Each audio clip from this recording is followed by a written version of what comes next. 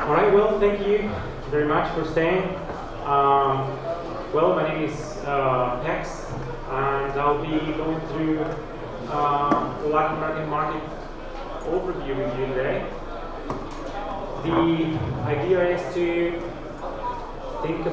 talk about a bit about my background, why I'm staying here, why I was invited to come talk to you guys today, why East is West, and I'll turn West is East. And we are going to follow with a bit of an overview of the Latin American market, then a bit of why is it a good idea to actually think about Latin America when releasing a game.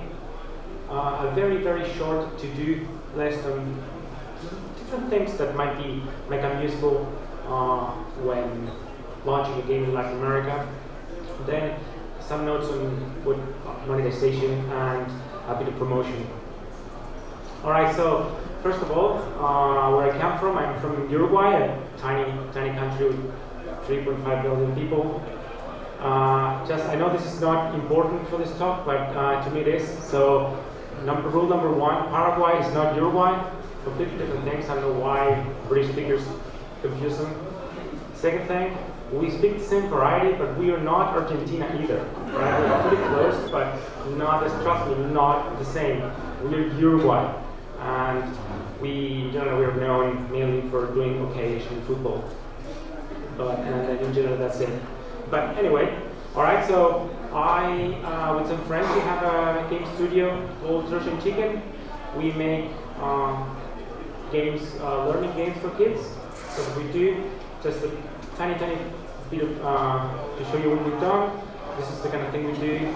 So in general, it's like high style things that will help kids develop themselves, mainly as students.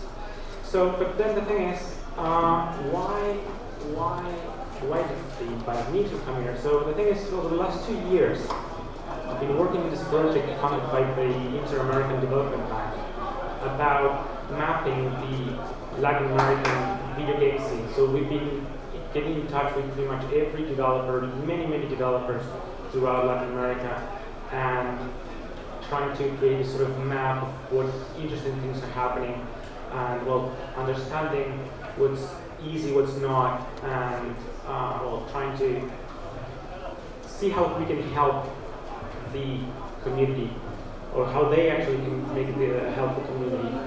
So, okay, so that's a bit of the background. So let's get hands on the subject aspects today.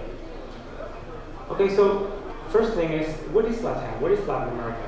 So, okay, Latin America, the simple answer to that is there's South America plus Central America plus Mexico, minus some small countries that do not speak either Portuguese or Spanish. So the key element here is all the countries in the West that speak Spanish or Portuguese. When it comes to that, it's Brazil. It's the only that speaks Portuguese, and all the rest all speak Spanish. So we've got a population among those 20 countries of about 600 million, which is like 20% more than Europe. And if you think of that, then 2/3 of that actually do get online or do have access to internet, and maybe slightly more than half of that do play games. So it feels like it's a huge market. When you actually look at the figures, we represent around slightly less than 4% of the global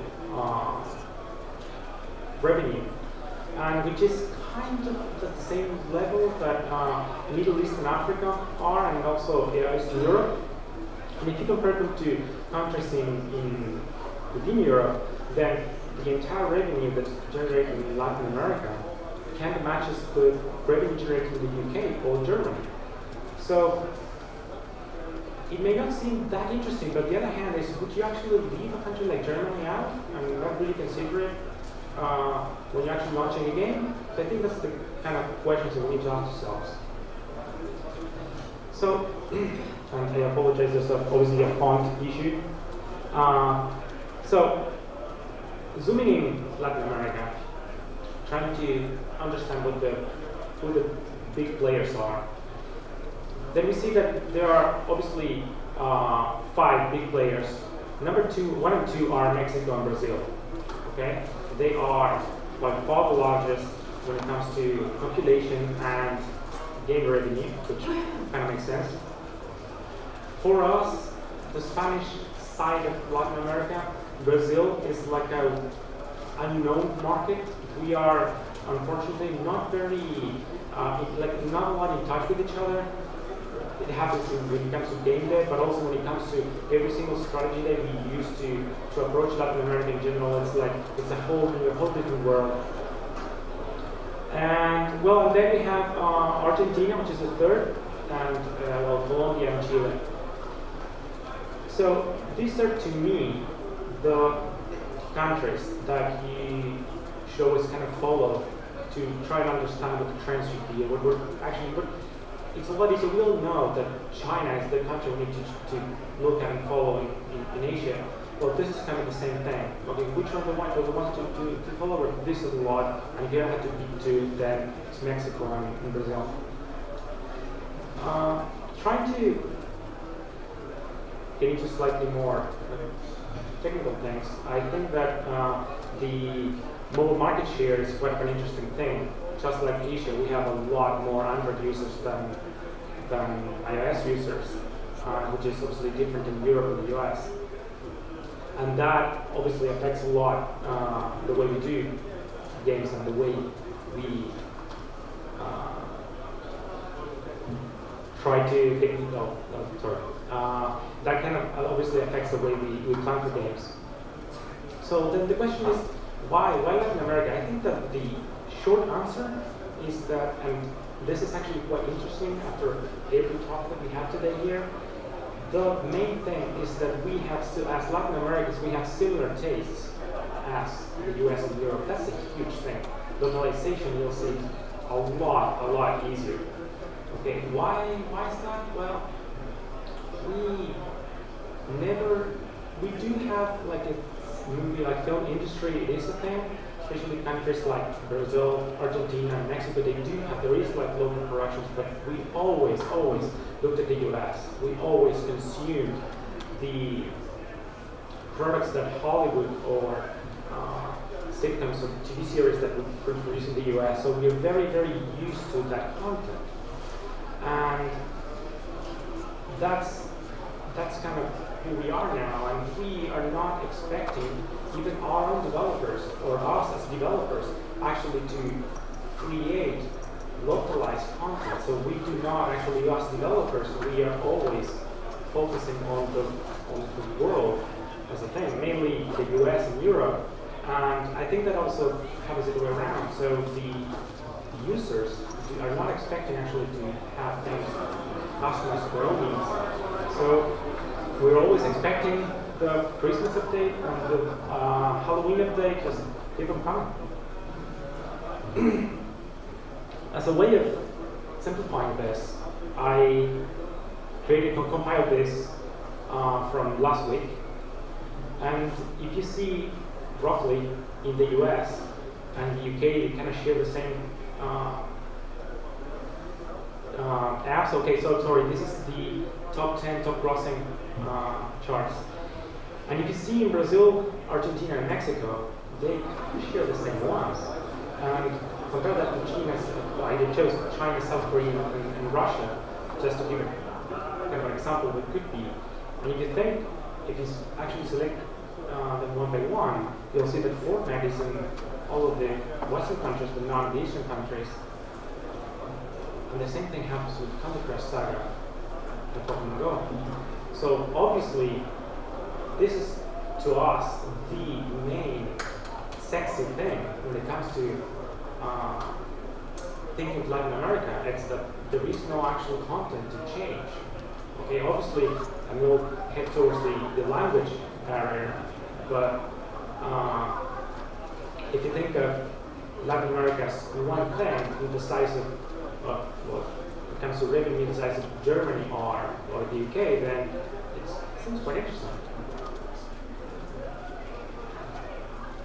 Okay, so to do, what's the thing here? As I said, we all speak Spanish or Portuguese. Okay, and because we have Spain and Portugal, we all kind of assume that we speak the same language. The truth is, we do understand each other, obviously, but the language is very different. The varieties of Spanish that we speak in Latin America are completely different than the variety of Spanish that the Spanish speak. And it's kind of strange because for us, the Spanish that Spaniards speak actually is quite funny. And it's really, really hard for, it works like against immersion. So you're actually playing a game and you read this. And it's not even that it would sound, we don't get that kind of view. I always assume that Americans think that British are more formal, kind of. In this case, it's just funny, right? They speak in a way where like cartoons would speak, or it's just like a funny way of speaking. And we have the advantage that there is construction of what is called Latin American Spanish, which in the truth, no one actually speaks it.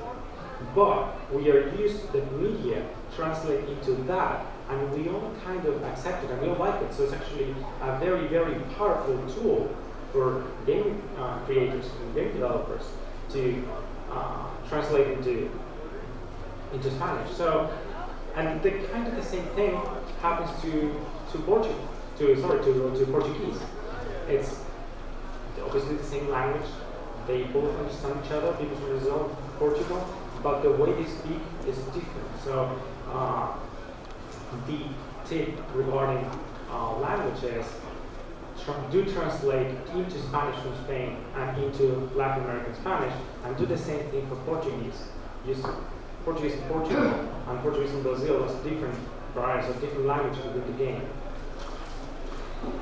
This is all the more important because the level of English in South America and Latin America is not high. Actually, there is some research group called the ES that created the English Proficiency Index, and they ranked the whole Latin America as like low, right? So our level of English is actually low, which actually allows only Argentina is above Spain when it comes to how many people and how fluent people are in English. So obviously, leaving your game in English is pretty much not an option. And then, tiny things to consider when it comes to languages. I know that every person who actually went to localize in a game will actually is probably used to this, but a couple of things that I thought would be maybe interesting for you to know.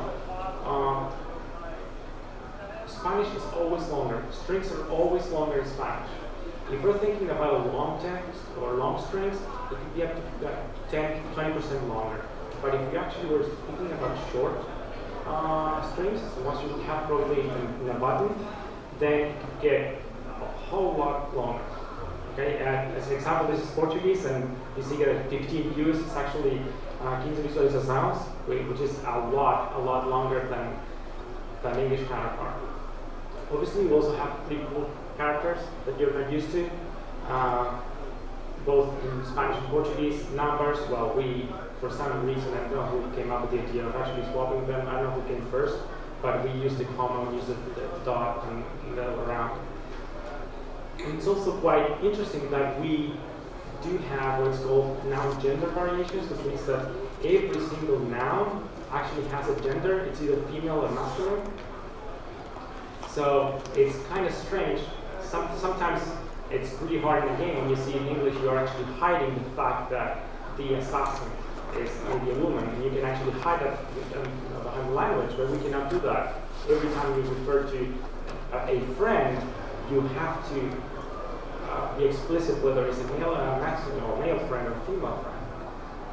So here the tip is always hire pros to translate. It's money well spent, always. And then, one of the problems we have in Latin America is that we don't have access to so much information and data as other countries or other regions do. And it was hard for me to actually come up with interesting numbers that would kind of explain and help people actually thinking or approaching games to Latin America. And the bits of data that I thought might be interesting with these, right? So the access to debit cards, 29%, and to credit cards is 19%. So obviously that's a huge thing. But on top of that, charging to carriers is not actually very extended. It's not well used. You do get sometimes like bundles where, like with your mobile contract, you can pay for Netflix or Spotify, things like that. But it's not a common thing. It's not common for actually to use to pay for in-apps or actually games from stores with carriers. If you think on top of that, because there are no alternative major stores, so there is no, like Samsung has no presence, Amazon is virtually non-existent, and we do not have, none of the countries in Latin America have that automatization of stores like China does. So the tip here is just stick to video ads and stick to the stores. Actually, video ads kind of change the way games are considered in Latin America because they don't like to pay, and it actually changed and created Latin America a lot more interesting for monetization. And then a few things that might help you with promotion in Latin America. The first thing is that the App Store features game mostly through the whole Latin America. So if you get a feature that most probably will be seen in every country. It is true that Mexico and Brazil do have like special curated stores, but it only happens eventually and doesn't happen every time. So actually, that's quite interesting. I do believe that the Google Play actually works kind of the same way, but I could not actually verify. So please take it a little bit. Also thinking about promotion. I was thinking what else, and I thought, well, actually, social media. I'm trying to show you what social media is, and it's very similar to how social media works in Europe. The only difference is, as with like everywhere else, like Facebook is the king, right? Like everywhere else. But actually, Twitter, YouTube, and Instagram actually we have like twice as many. I don't mean as many users, but the usage of Twitter, YouTube, and Instagram is twice the number of the same things in Europe. And it's also true that we are more than 80% of our population actually uses social media. Social media, in some cases, it's used a lot more than email. Actually, email is not such a common thing outside businesses. So people use WhatsApp and Facebook Messenger a lot. And then the last thing I want to say, well, if you at some point think of actually going to South America, to Latin America to showcase your game, or thinking of promoting it at different places, well, we have a lot of events that are actually pretty cool. And my secret advice, if you only thinking of going to one, probably the most interesting one is the first one in Brazil, the Brazil Indie Game Festival. It's the largest and probably the most interesting. Okay, I was trying to make up for the time. Thank you very, very much. And I don't know if I have time for a question or two. Yeah, we can probably take a question if anyone has a question for you. We want to promise that. Yeah. Yeah, please. I should say that I've actually had I've been very fortunate. I've attended both the Colombian event and the BIG in Brazil, and they're both fantastic events. Wow. Actually, yeah, they're worth attending. So we probably maybe one question perhaps before we move on to our next event.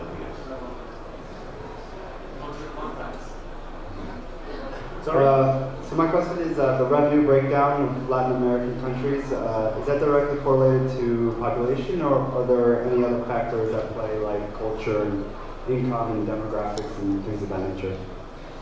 To be honest, I haven't actually checked. It is very related to population, so that actually is there's a correlation there definitely. I'm not sure if that explains the whole lot or not, but I can definitely figure it out for you if you want. Just drop in. Well, my Twitter account is _text_. So just get in touch. I'll answer to you. All right. I think Well, thank you very much, Pax. Thank you very much. Thank you.